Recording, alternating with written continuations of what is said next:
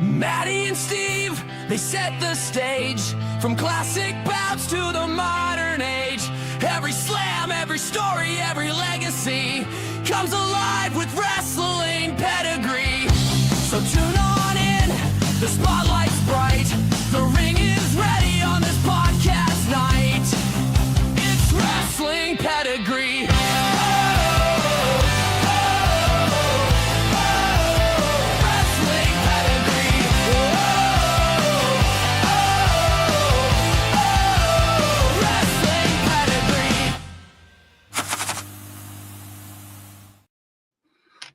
What's up, everybody, and welcome to a brand new episode of Wrestling Pedigree. I'm your host, Matty, and with me, as usual, is the last real general manager of MWL, Steve Atkins. Welcome to the panel again, sir. How are you? Oh, of course. I love being here. God damn. That's all I can say. It's going to be a good show. Tonight we are discussing our top 10 finishers of all time. Discussing this before we went live, we know there's going to be some controversial, especially my list. Before we get going, we are live on Facebook on the Meltdown page. We're first time going live on YouTube on the Wrestling Pedigree page. So please leave a message, comments. What is your favorite finishers? Before we get onto lists, I have some honorable mentions, and so do you, Steve. So let's get. I always say this first. I always say it. You're always first in my heart. That you could do it. You go first. All right, for my honorable mentions, I have 3 of them, and these three finishing moves became so iconic that they became regular moves for just about every other wrestler that there is. So my 3 honorable mentions: Jake the Snake Roberts DDT. So many people have done this one, it's hard to really narrow it down to one, but I'm going to go with Rick the Model Martel's Boston Crab. Mm-hmm. And Roddy Piper's Sleeper Hold. Oh, that's a great mentions. I love Jake the Snake Roberts DDT. I remember watching that growing up. I was thinking no one could kick out of that.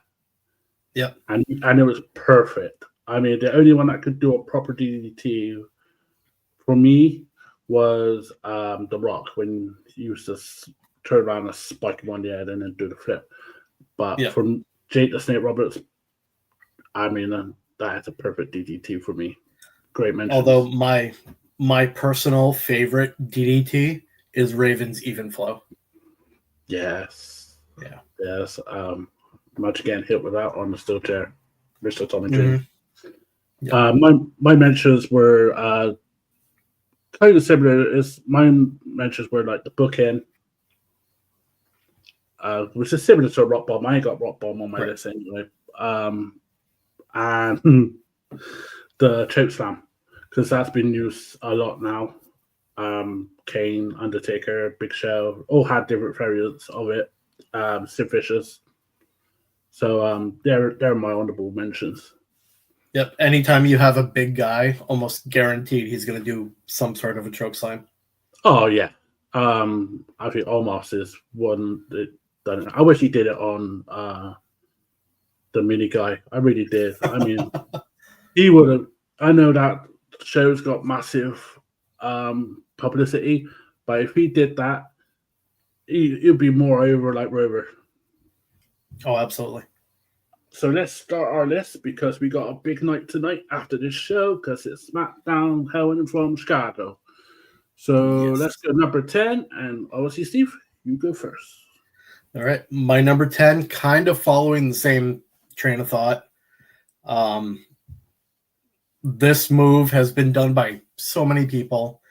However, nobody did this move quite as well as this guy, and that's the Macho Man's elbow drop. Oh yeah. Yes. That's I could see. I could His elbow drop is obviously iconic. I mean, look at that WrestleMania 3. Absolutely. Yep.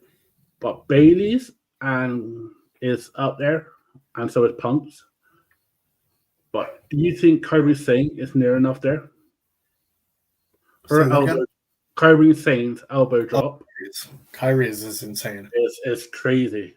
They're a crazy, insane drop. But I agree with the elbow drop from Macho Man is beautiful. And the way he could go from half the ring to the other ring. Yep. I mean, I don't see much wrestlers that do that move can't get that far. No, absolutely not. And it's iconic because it's the Macho Man. Right.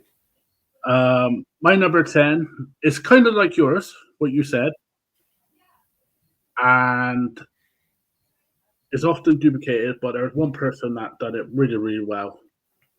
And that is the Spear, and it's Goldberg's.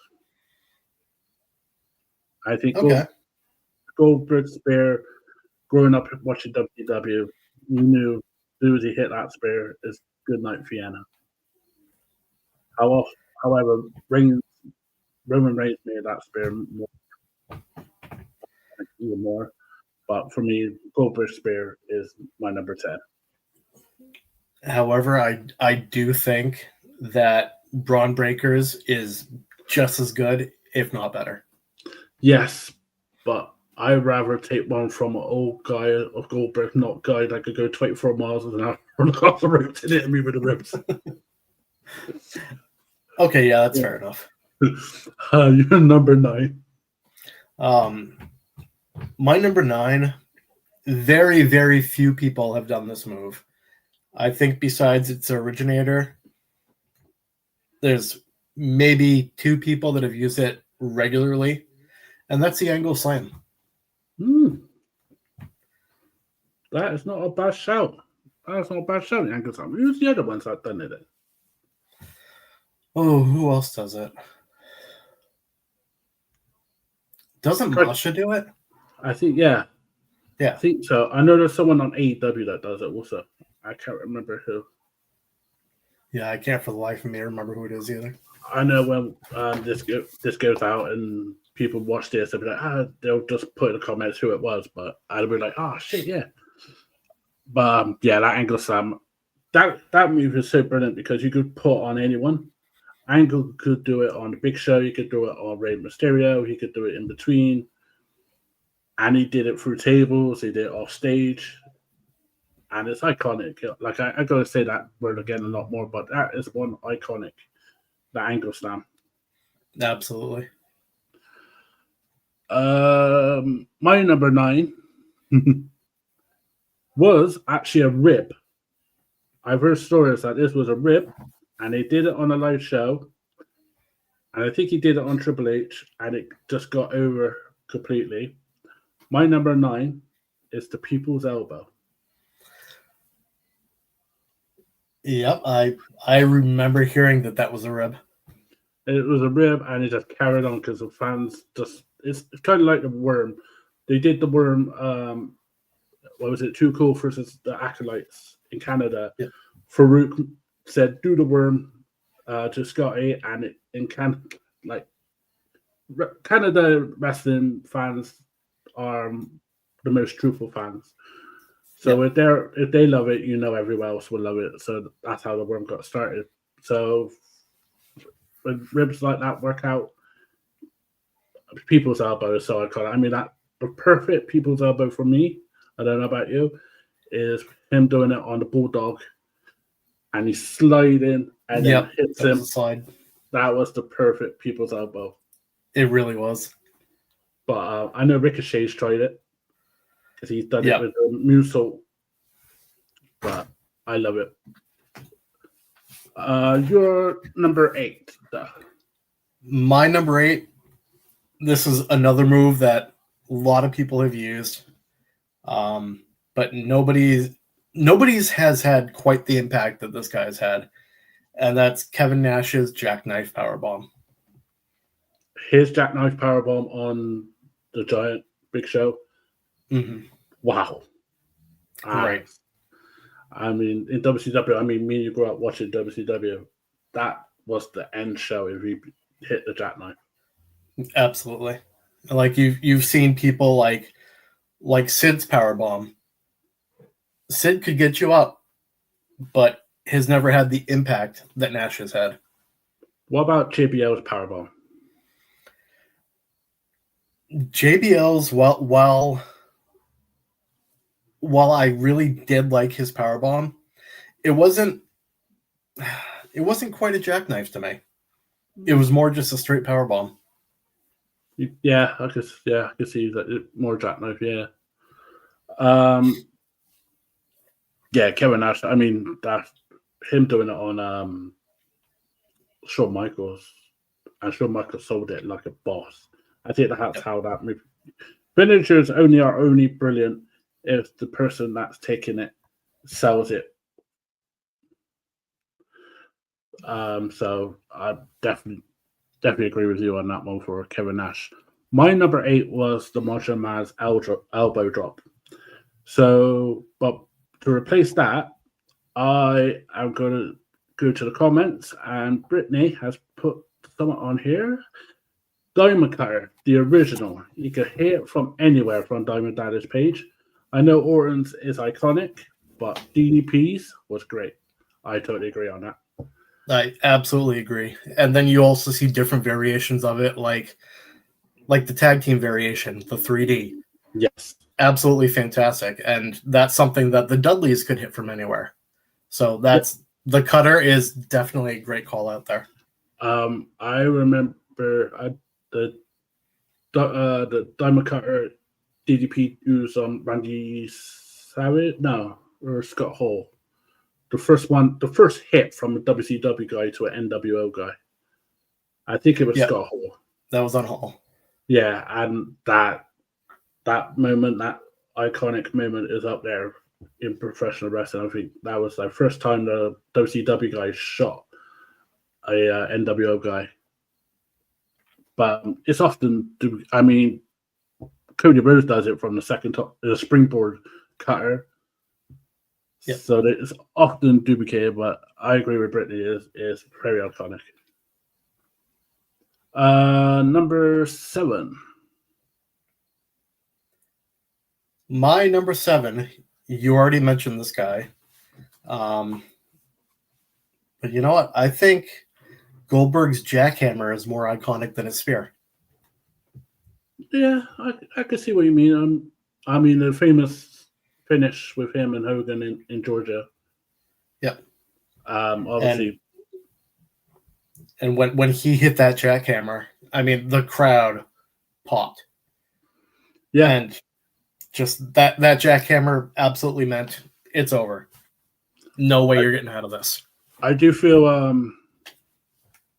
with his jackhammer, seeing him do it on the Big Show.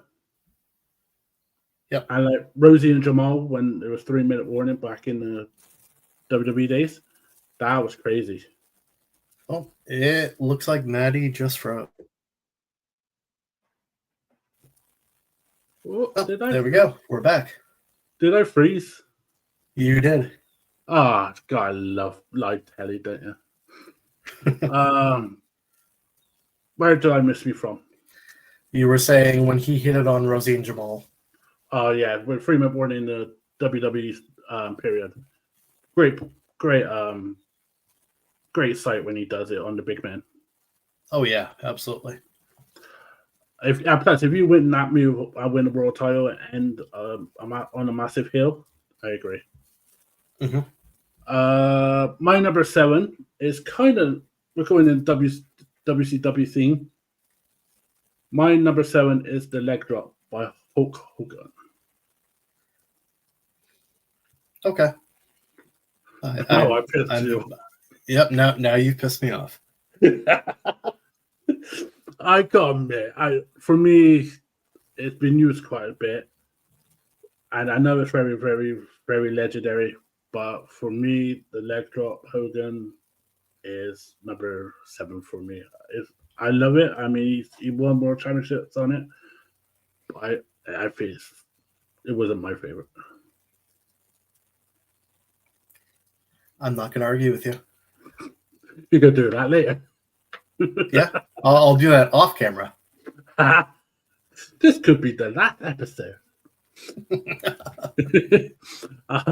Your number 6.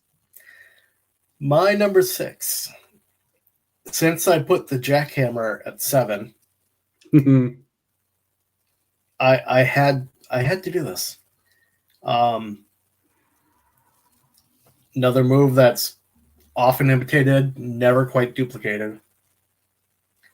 Bret the Hitman Hart's sharpshooter. Yes. Oh, Yes. Look at you putting Bret over Goldberg. I got to put Bret over Bill Goldberg. Oh, yeah. I mean, I think that's the only submission. I ain't got no submissions on my. I ain't got sharpshooter on my list. But yeah, that is the most famous submission. Period. Yep. And whether it was used by Bret or by Owen or by Sting as the Scorpion Deathlock, I mean, all three of those guys are iconic. Natty? Would you say Natty is a bit? I like Natties. I like Natties a lot. Mm-hmm. To me, though, it doesn't have quite the impact that Bret or Owen or Sting's had. True, but I don't know if you've seen the recent video. Natty put on two women. She put on Bailey and Tiffany. I mean, I never seen Bret do that. I didn't see him put on two men. No, you're right there. However, he did make a certain man tap out at WrestleMania with that move. He sure did. And however, he got screwed over that move, which obviously is the most famous submission. Yeah. I will actually say I think Owen Hart's was better than Bret's, but that's because I'm an Owen mark. My number 6 is a Texan. I know he took it off someone but made it his own. My number 6 is the clothesline from hell. Yes. Obviously, Stan Hansen was amazing, but Bradshaw, JBL's clothesline from hell, for me, I love that move when I was watching that Attitude Era, and him as JBL. He could hit from any wrestler, he hit on any wrestler, and it could hit them if they're falling from the top rope. It was, you knew if he hit that, it's good night. Oh yeah, and whether it was JBL or whether it was Stan Hansen hitting it, it was over. Yeah, but you knew those two big freaking Texans could take anybody's head off with that. But if you knew if Bradshaw was hitting, at least he could see you. The Stan Hansen could not see any fucking shit. I've heard stories from like everyone on the podcast, from Summit to Wrestle With, from Eric Bischoff's, like when they do the interviews, they're just unbelievable stories that he missed them. Him and Vader, when he missed Raiders, that was brilliant. Oh yeah. I love the close eye. I remember doing it on so many people. I did it on friends, and they went over the table. I've done it so much. Number 5. We're halfway through. Wow, we are. My number 5, a lot of people once again use this move, but nobody's done it quite like this person, and nobody else really tuned up the band before hitting this move. It's Shawn Michaels' Sweet Chin Music. Now you go. I'm gonna put this out there. I ain't got that on my list, and it was honorable. I should have done an honorable mention, but I knew, knowing you for so long, I knew you'll have that on your list. But that is beautiful finisher, because he can hit out anywhere. Yeah. I'm trying to think of. Obviously, it's often duplicate because I remember Steven Richards' super kick. Mm-hmm. That was a good one. It was, yeah. And obviously, Nick Nemeth does it. But yeah, when you say Sweet Chin Music in my head, it's the long white trunks, like the tights, and he's hitting Bret Hart with it. Yeah. That Yeah, means WrestleMania 12. you put Shawn Michaels over Bret Hart. That's it. You ain't allowed in Canada. That's all right. They wouldn't want me anyways. Hey, Maddie froze again. So, Gotta love live TV. yeah. Yeah. The Sweet Chin Music was a phenomenal move. My number 5 is the 619. Ooh. I mean, All right. this is Rey Mysterio. It's not Dirty Don's because Dirty Don does it shit. But I do it for the greatest father ever, Rey Mysterio's. I think if you could win world titles with that, and it's so like I know I say this a lot, it's so iconic, it's crazy, and no, apart from some people that does it now, that move will forever be raised, and I love how he did that. It was like when he first came to the WWE and he did it there. I thought, oh wow, Yeah, when he used to hit the let's see, he used to hit the Hurricane Run after the 619. yeah. Well, and go on. And then he realized, well, I can't get everybody over with the Hurricane Run on that, so let's add in the West Coast Pop instead. Yeah, or add in the Frog Splash when as a tribute. Yeah, it's a great finisher, and for someone that little to do that kind of move, and he could do it on anyone, it was smart. One of the smartest moves. Yep. Number 4. Now, Brittany already mentioned this move, and while I absolutely loved DDP's version, I do think Randy Orton made it a little more iconic. So my number 4 is the RKO. 2 times in a row. 2 times in 2 weeks, in 2 shows, me and you have gotten Randy Orton theme on the same number. Last week, your number 2, Voices, and number 4 is RKO. It's like we know each other. It's crazy. I absolutely agree. That RKO, out of nowhere, you could hit anyone. And I loved it. Absolutely one of my favorites. Yeah. What is the best person you think he hit that move on? Oh, God. Apart from Stephanie. Oh. I always liked how Triple H sold it. Yes. Especially the 2000, that rivalry in 2007. I thought he sold that really well, especially when it was that crazy Randy Orton. Yes.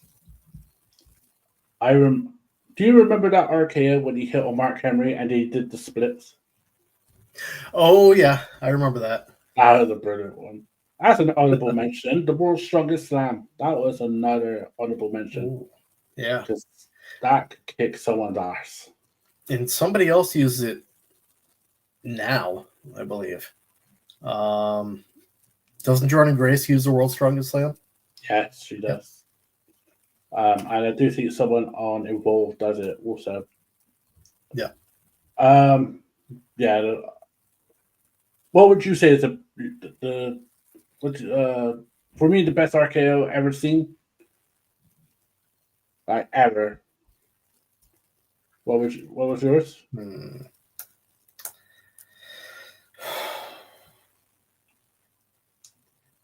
It was definitely one that he hit on Triple H. See, for me, it was WrestleMania 31. WrestleMania 31. Seth Rollins, do it for the curve. Oh, yeah. Gets put up in the air, again, gets hit. Yeah. That. Although I also liked the one that he hit on Evan Bourne. That was the first out of nowhere, I thought. I think so. And he was laying on the floor and literally just pulled himself up and hit it. Yep. I'm fair play to Everborn for that also. Oh yeah. Yeah, but I agree with you. Triple H, obviously, he's the man, so he knows how to sell it. Yep. Number 3. Can we get 2 in a row? I'm still fighting with myself here because my number 3 and my number 2 could very well be reversed. No, I'm gonna stick with what I have. My number 3, from the very first one that was hit on Maven to the most recent one that was hit on John Cena. My number 3 is Brock Lesnar's F5. As soon as you said it had been hit on Maven, I was like, shit, I know where he's going. I watched an interview Maven did, and he said to Brock, do you need me to help you pick him up? And he's like, nah, don't worry. And he picked him up like a child. That must have been the one with CVV. Yeah. Yeah, I listened to that today. Yeah, and I was just for him to do that on Big Show, I think it's 2002, November, like when Paul Heyman does about to turn on. It's just crazy to do that on a big guy like that. And the fact that he's just able to pick these guys up in the fireman's carry and just whoosh, it's insane the amount of strength that guy has. Try to think the craziest F5 he's done. God, he's done a lot. He's had 2 on his shoulders and done it. The one I think he was absolutely freaking crazy was him doing it on Spike Dudley. Yep, that's exactly what was going through my head. Him doing it on Spike was Spike isn't a crazy bastard anyway. I was like, yeah, I'll do that spot. Yeah, for that F5, totally, I totally agree with you. It should be in the top 3. It's not in my top 3 because I'm an asshole, but in anyone, probably be in top 3 as in everybody else's. Yep. My number 3 is a TNA original, Styles Clash. Yes, very nice. Which was recently seen on Cena versus Logan Paul match. Everything was seen on that freaking match. End of days. Actually, saying that, never mentioned end of days because that is a hard finisher to do. Yeah, that's one of the most protected finishers. And fair play to Baron Corbin for protecting that for so long. Yeah. Cell Clash obviously is used a lot more today, but back in the TNA days, you knew as soon as he hits that, good night. Yeah. I think the first person I saw that get kicked out of that was Christopher Daniels. But yeah, it's just back then, Styles Clash was phenomenal. Yes. Number 2. I think this is where we're going to match back up. I think our number 2 and number 1 are probably going to be the same. Seeing as we grew up in Attitude Era, I think we might. Yep. My number 2, very, very, very few people have done this move. In fact, I can only really think of a handful of them, like maybe 3 or 4. But there were 2 people that did this move consistently. And that's the Tombstone Pile Driver. Yeah. Yes, they were brothers. That's the Tombstone Pile Driver. That is my number 2. That's my number 2. Yeah. Yeah, it's just crazy that I grew up like watching the Attitude Era. I'm watching Undertaker do that.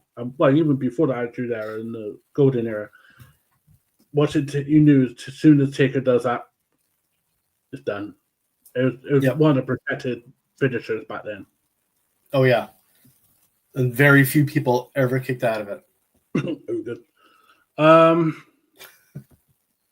Kane's did is weird. I don't know. Kane did his slightly different, didn't he? Kane did his more like Taker did when he first started, where he would more put them to the side and on his shoulder. And then Undertaker obviously went between the legs, and then, but I find it funny that when the power driver was banned, the only tombstone power driver was the safest because people trusted Taker and Kane so much. Yep, but not only that, the people taking the pile driver were able to wrap their arms around. Yeah, so they're protecting themselves even more. Yeah, but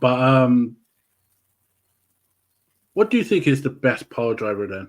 Like, either Undertaker or Kane, they did. Who do you think the best tombstone was they done? Ooh.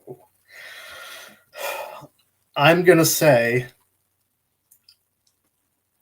the tombstone that retired Shawn Michaels, the jumping tombstone. Was that the one 25 or 26? 26. Yes. I totally agree on that one. For me, the best tombstone was Kane coming out in Bad Blood '97, because it was like, holy shit, he done the same move onto Undertaker. Holy crap! Yep.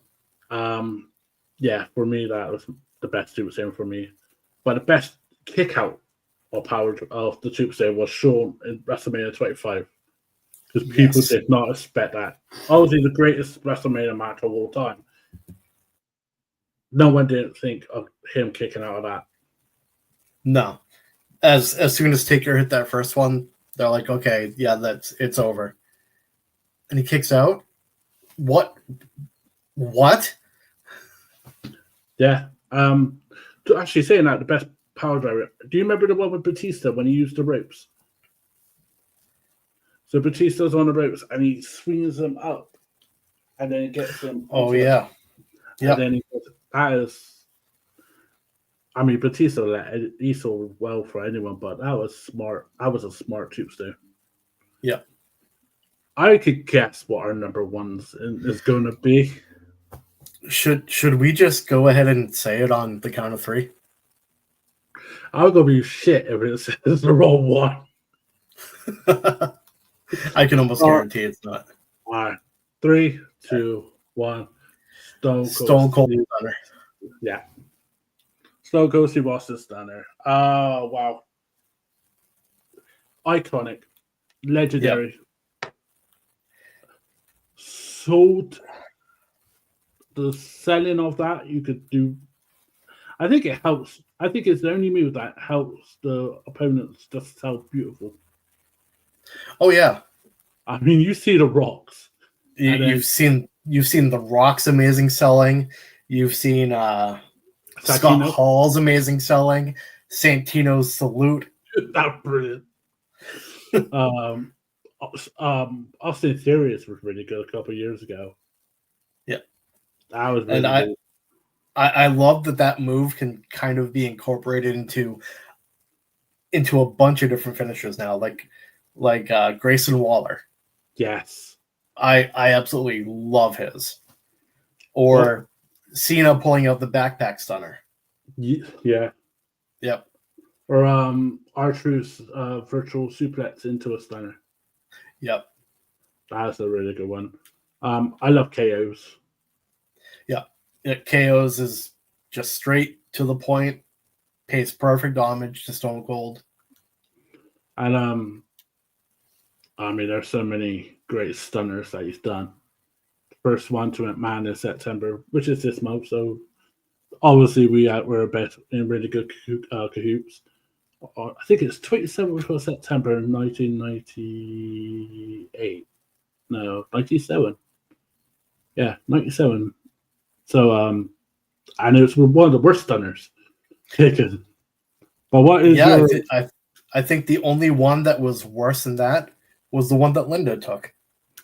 Ooh, yeah. Yep. But what about the one that Vince took a couple of years ago? Because he's running back and forth. He don't know what he's doing. How did Vince never learn to take that stunner? He had years to learn to do it. Yeah, I think the best one that took it really well was Shane. Yep. The best man. Shane took a great stunner, but I think hands down, The Rock always sold it the best. Oh yeah, and he bounced about like a yeah. I mean WrestleMania 17 with him bouncing off the ropes. Yeah, he sold that brilliantly. What is your best Stone Cold Stunner you ever seen then?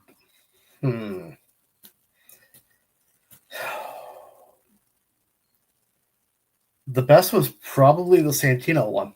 Yeah. Yep. For me, it was him returning to a little bit of a babyface in 2001 when it was Invasion and the WCW and ECW took over Monday Night Raw. They're beating up everybody. And here comes Austin mouthing, he's hitting everybody, and he's coming to the ring, and he's just Stone Cold Stunners everyone. He stunners RVD, Taz, Tommy Dreamer, everyone. For me, that was the best stunners. Yeah. I mean, I loved the one that Scott Hall took at WrestleMania X7. What, the first one 18, or the second one? 18. 18. The second one. Because the first one... Where he just popped straight up in the air. Yeah. But he knew how to sell. I mean, he's awesome, he was. Yeah. Yeah, so we were 3 out of 10 tonight. Wow. That's a new record. It is. We usually get 1, but 3 on one list. 3 out of 10, and I think Bret Hart would give us a 4 out of 10. Yeah, I mean, I think Bret will just be happy to beat Goldberg more than Shawn. I think he won't like my list because I put Goldberg over more than him. Yep. Well, I'm saying I got Hogan on it. Was again a great list from both of us. If you do agree with us, and put your favorite finisher in the comments. For next week, we got a really interesting show next week. We got top 10 WrestleMania moments / matches. So we will go through 41 WrestleManias. So that's a lot of research for us to do. We have a special guest, Jovan, will join us for that. So it will be a very, very crazy show. Because whenever Jovan is on any show, which you guys will realize, it gets a bit chaotic. Absolutely. And it's bad enough when I got Steve. And if you think I argue with you, just wait until Jovan. Everyone argues with me. Either on social media or just at home. Tonight was a really good episode. If you find this episode on any podcast you listen to, outlets you listen to, we're live on YouTube on Wrestling Pedigree 92. We're on the Facebook Meltdown. Apart from that, do you have anything, sir? No, I've got nothing. I'm just waiting for someone to put a comment that said, why did you mention the Pedigree has? This show is called Wrestling Pedigree. You know, I didn't even think about that. I just noticed. I thought, shit, we had a good plan to do that. Maybe we should just rename ourselves the Wrestling Stunner. Yeah. Wrestling Stunner. I think we should be ashamed. We don't want to put him over. He's already been put over so much this week. And he's got to be put down more if he don't do what he does just tonight. Thank you once again, Steve, for joining me. Of course. Thank you for everyone for watching and commenting. We'll be back next Friday and for WrestleMania moments, top 10, and just enjoy your wrestling weekend. Enjoy SmackDown and enjoy wrestling. always enjoy wrestling. Have a good night, guys.